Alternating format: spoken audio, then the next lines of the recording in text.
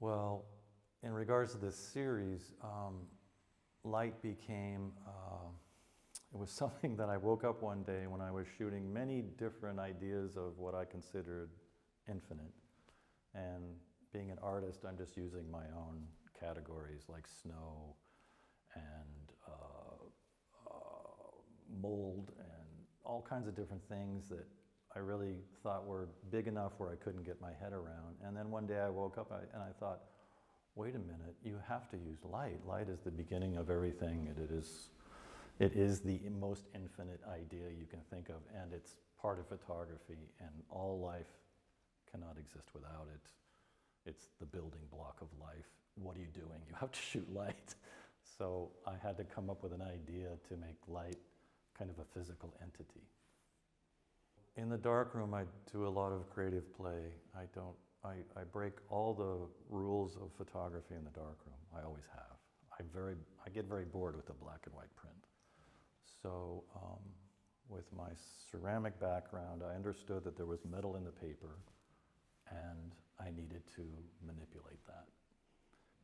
Again, as far as I know, these have never been done in the history of photography. They are literally light projected through a lens onto a piece of paper.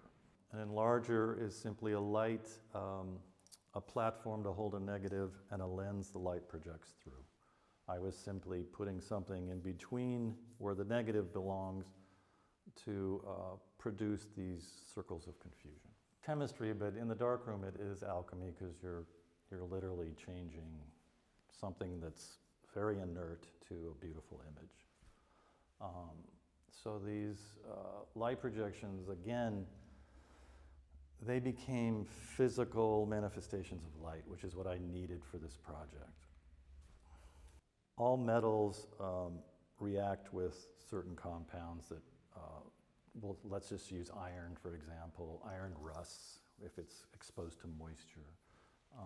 So any silver particle will react to something else attacking it. So I knew well enough that a certain type of bleach would slowly eat away at these particles.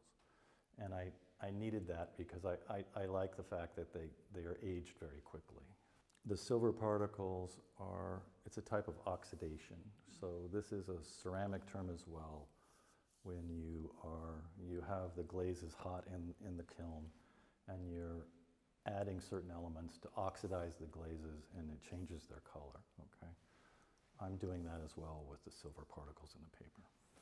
My journey was a process, and I started with photographing separate elements, thinking I was going to have almost an exhibition of in a museum of natural history. Snow over here, and mold over here, and water over here.